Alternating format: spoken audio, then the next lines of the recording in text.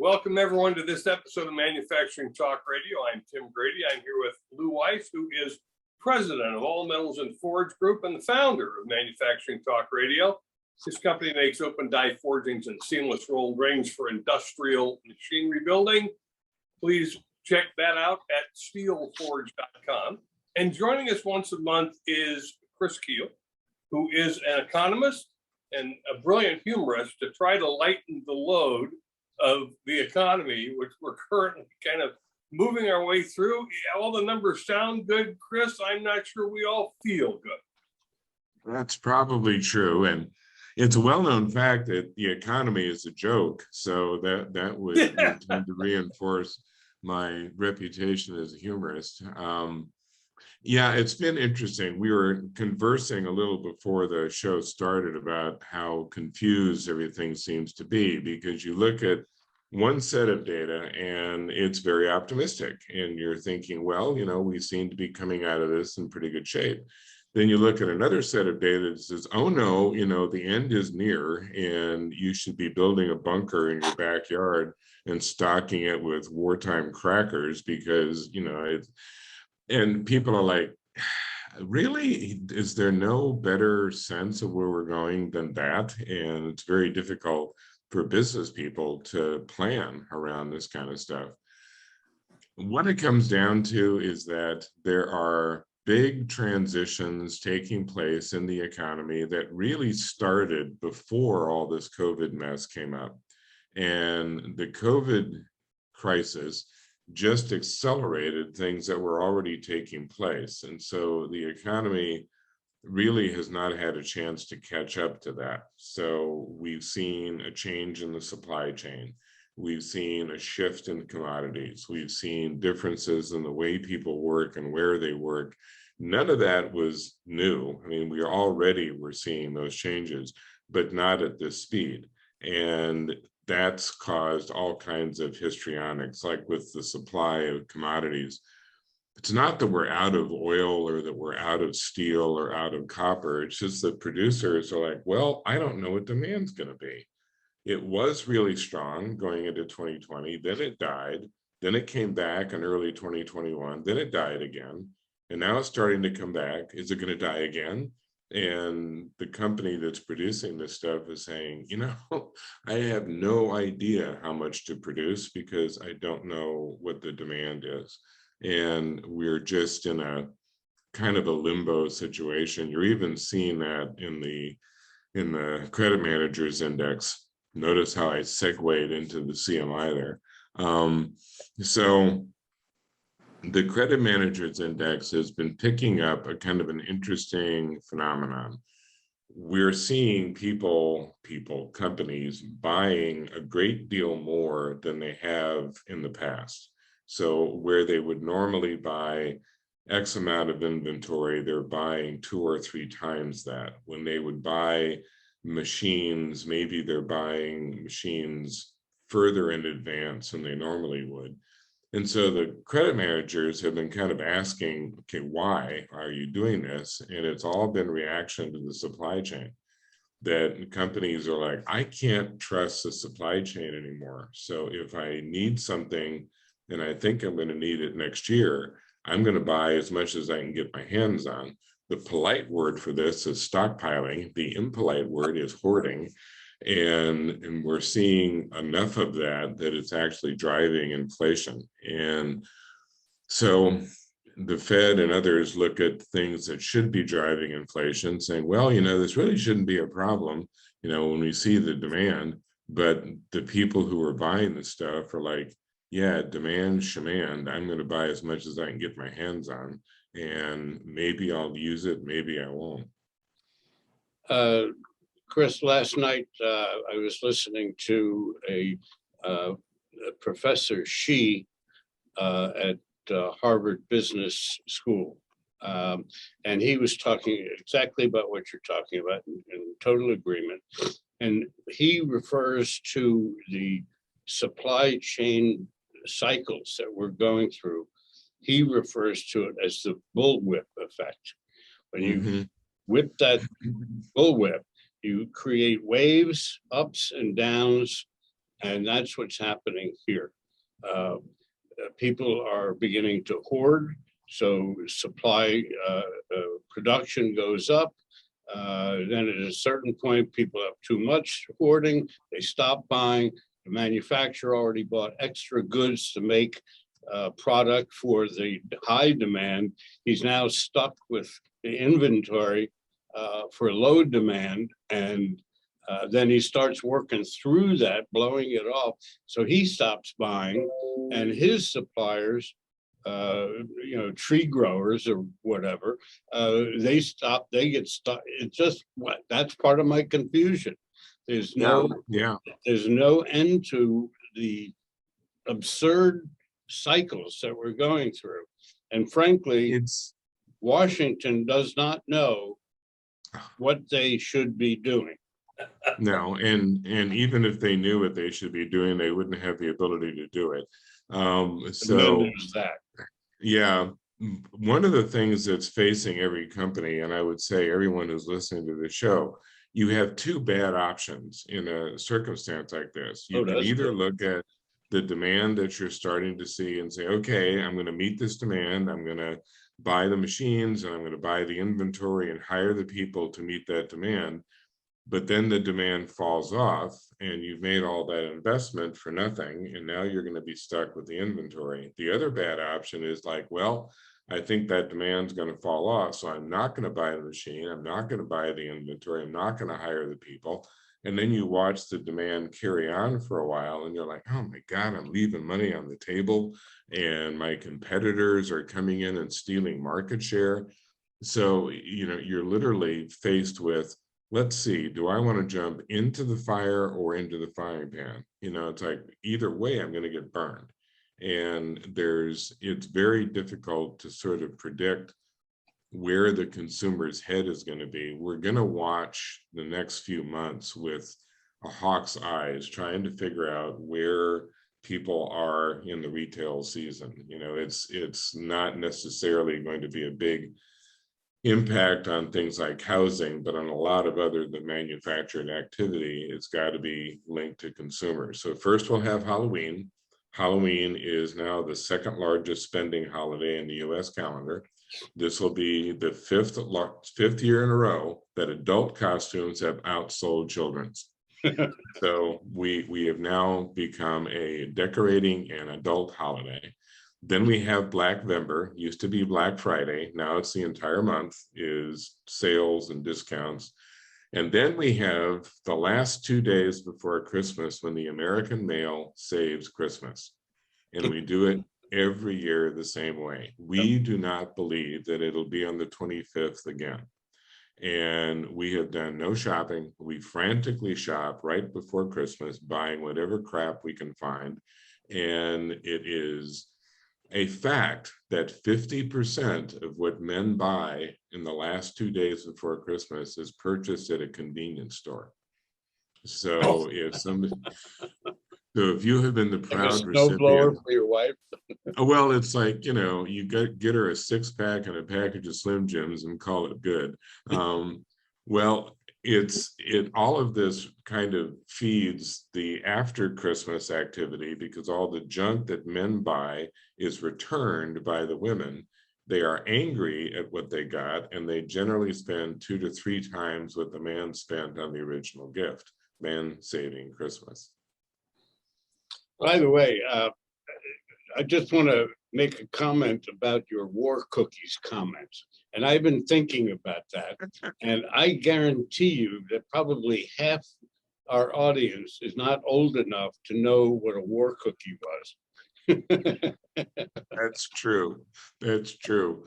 But you and I, we grew up in the age where when nuclear war broke out, which we were sure it was going to, our instructions were to hide under our desks. Yeah, that worked. And I was not real confident in that strategy back then, even. Right. So, Chris, what are, with Lou feeling this uncertainty in his company, what are the credit managers feeling? You know, the credit managers are still relatively confident because they're seeing all this extra activity, but they don't trust it. I mean, that's been the real issue, because as we looked at the data, applications for credit are up. We're seeing a reduction in rejections. We've seen more credit extended. Sales are up. All these things are very good indicators. But when you talk to the credit managers themselves, they're like, yeah, I'm glad to see the application and I'm glad to see the sales, but I know this company and I know that that's more than they normally sell. And so the credit managers are beginning to kind of prepare for that 2022 dip. And the sort of the stuff that we do, and we've talked about the strategic intelligence system before, we're seeing that same dip in early 2022. And it's to Lou's point that companies bought this stuff in advance because they didn't trust the supply chain. If the demand isn't there, well, they'll sort of stop for a while and wait for that inventory to deplete. So the companies that were selling so aggressively this fall will suddenly have little or nothing to do early next year. The hope is that by spring or summer of 2022, it begins to even up. And that kind of goes back to that whip allegory, where eventually it quits moving, you know, unless you keep snapping it, it finally stops and it just lays there. And we're sort of hoping for the whip to just lay there by second or third quarter of next year. On a different note, and maybe outside of your realm of expertise, but nonetheless, I'll throw it out there. There are organizations that have made the decision to bring jobs back to the United States. Mm-hmm. And right now in the United States, we're down about 1 million people from the manufacturing sector, 1 million jobs. Mm-hmm. We're down 1 million jobs. We have the job, we don't have the people. Right. It's claimed now by 2025, which is only, going to be 3 years from now, that million is going to be 4 million. Mm-hmm. Where are we getting? There it's a storybook case for the robotic industry. Right. Sure, get more jobs, buy more robots. Mm-hmm. And yet the public is concerned, oh, robotics is going to take my job. No, it's going to take your job because you don't have the right skills at this point. Mm-hmm. So how does this, as you see it, affect, my scenario of gloom and doom was what I see right now. I see that as just a worsening situation. You got the Yeah, I mean, the challenge with robotics is that it does shift the emphasis in the average manufacturing operation, because it's going to reduce some of the lower skilled jobs and replace those with robots, but then it also creates higher skilled jobs to run the machines and program them and organize them and the like. And that's why we've got such a severe shortage. We're not in a situation where we're short people that can shove things around a warehouse by hand. What we're short of are people that can maintain the conveyor systems and run the robots that now do that. So the solution down the road, and it's unfortunately not a fast one, is you either focus on education and training, which a lot of states are trying to do, but it's a long, drawn out process. And then you look to immigration, and we've always looked to immigration in the past, but what we had was a system that could take somebody with relatively low skills, didn't have language, all that stuff, and put them into the system. And within a year or 2 or 3 or 4, they would work their way up. Now we're trying to recruit people from around the world that already have those skills. And those are more difficult to find. What's going to be interesting, and this is my weird prediction of the day, and I'll probably have 10 more, is that a lot of that immigration is going to end up coming from Africa. Africa has really focused on education for the last 20 years. It also has one of the youngest populations in the world. Almost half of Africa is under the age of 30. And they are educating people faster than they can employ them. So the schools are churning out engineers and doctors and technicians, and then they go out to look for a job, and it's like, well, we don't have any. So the student then says, well, I then need to leave. And we've already seen this in the US in the healthcare system. You know, think about how many of your doctors are foreign. And they're foreign because they got trained, usually in Western schools, nothing to go back home to, so they stayed here. That's going to start happening more on the manufacturing level. I've seen it already. And that may be some of the short term, but we have to recognize that we're competing with the Europeans and the Asians for those same people. And so it's, you know, China aggressively recruits from Africa. Europe aggressively recruits. We have a little bit of an advantage. The Chinese are not that comfortable with people from other cultures, and the Africans remember European colonialism. So by contrast, we look a lot better.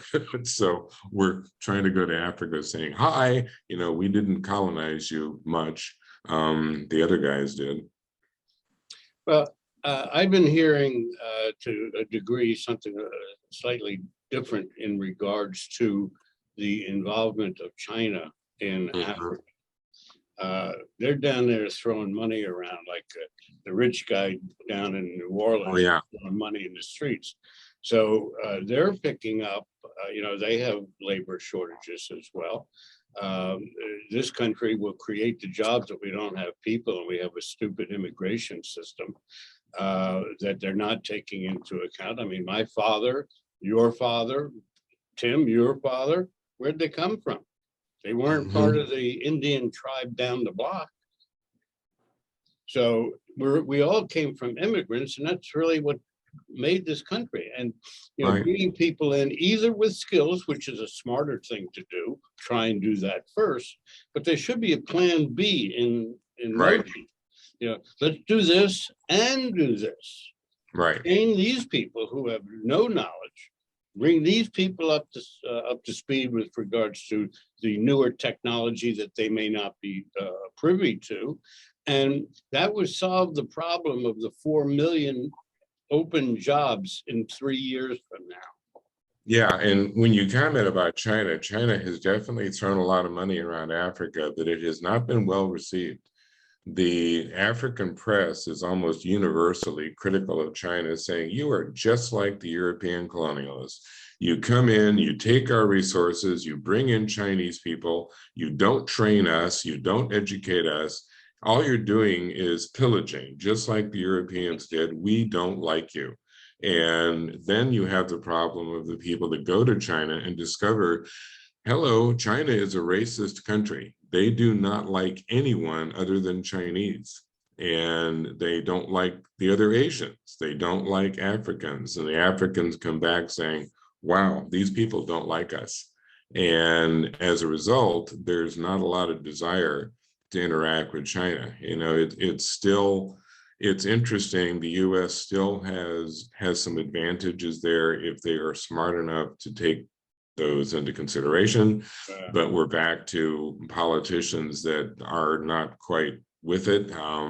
I don't know at what point we decided that a good Congress is a mediocre Congress, but we seem to have gotten there.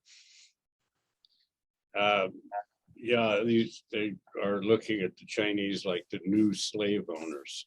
Right, right, and I mean that's been traditionally how China has interacted with any country, is that they bring in their own system, and frankly, so do we, and so do the Europeans, but we're a little bit less insistent, a little more sensitive than would be the case. And frankly, we have African Americans that can be something of a spearhead to work with Africa. That's not something that China has either. Right, right. And I think that we've lost Tim. Tim, if you can hear me, you are not on screen. but I'll He's carry gone back. He's gone back to his Indian tribe from whence he came. down the block. That's right. Yeah, he didn't dispute that when I said, about the Indians. Speaking about a group who got a raw deal, Yeah, no kidding. and still in many ways. Yeah, that didn't go away either. So anyhow, it seems as though that the numbers look good. Just like, for example, we are almost at our pre-COVID numbers in all metals and forge group, almost. And but we can't ship it. So the more orders we get, hey guys, manufacturers out there, you hearing this? The more orders you go to get, the more difficult it's going to be to turn that into revenue. Right. Every conceivable issue, trucks, drivers, the whole industry. I read it in a Popular Science magazine issue where there is a group who is developing dirigibles, industrial dirigibles. And for those of you out there who don't know what a dirigible is, it is a balloon. Oh, the humanity. Yes, right. Yeah. And the Hindenburg. Think of a Hindenburg that's not bursting into flame. So. Yeah, right. You see, you shouldn't have told them. They would have never known that. It's difficult to educate the younger because certain things you don't want them to know. That's right. That's right. I'm sorry I took your podium today with all the jokes and so on. No problem. No problem. And your comment on transportation is very well rooted, because right now the load to truck ratio is 7.5. There are 7.5 loads for every single truck in the United States. Right. And that's simply because of driver shortage. There are plenty of tractors, there are plenty of trailers. Right. There's just an 80,000 truck driver shortage in the US, and particularly for the long haul driver. Oh, particularly the long haul. First of all, the older guys, they're hanging on. They're not, the ones who didn't retire yet are thinking it every time they go long haul and they're on the road for a month. So there's a lot less of that. And the younger guys who want to be a truck driver or fell into it somehow, they want to drive LTL. Yeah. They want to drive local. They don't want to go away for 2, 3, 4 weeks at a time. No, absolutely. And to your point of immigration, the two places where we're recruiting the most truck drivers are from Eastern Europe and South Asia. And to the point that companies are looking for translators that can help deal with their Russian and Slavic drivers. And I was talking with a bunch of Russian drivers at a truck stop one time and was commenting, and they said, well, we are Russian. We have Russian wives. We want to be on the road as much as possible. That's funny.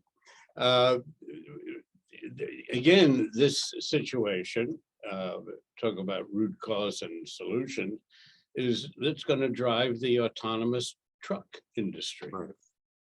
And I mean, they're already testing. Right. And I think you'll see a lot of, like with a lot of new technologies, it's going to be kind of situational. You'll probably see a lot of that long haul out in the West done by autonomous trucks, because we already know that once you get on those highways, you can take a nap in the back of your car, put a brick on the accelerator, and you'll be fine. It doesn't curve for 800 miles. Right. It won't be in the inner cities. It won't be in packed suburbs. But the same thing with the autonomous cars. They're going to be used in areas where there's predictability. Electrics and those sort of thing are going to be in fleets. So the problems that are evident. I mean, somebody gets an electric car, the first thing they have to worry about is how to charge it. But if it's in a fleet, they don't worry about it. It comes back to the home base every night, gets charged, out it goes. FedEx and UPS already using them. I mean, the way that this could work with the autonomous trucks is that they don't deliver into inner cities. They deliver to a warehousing operation outside of a city, and then an LTL truck comes and picks it up and makes distribution. Absolutely. That makes sense.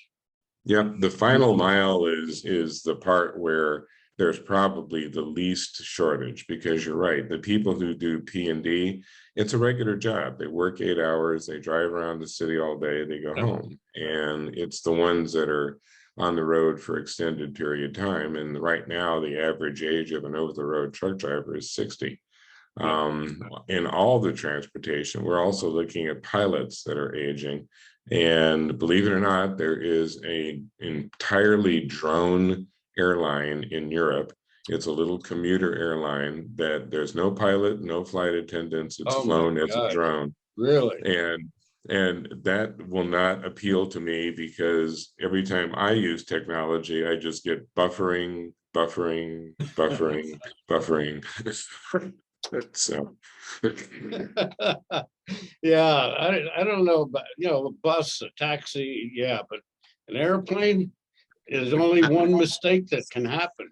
Exactly. You do know that you're going to land. It's just simply the speed at which you land and how hard. So exactly.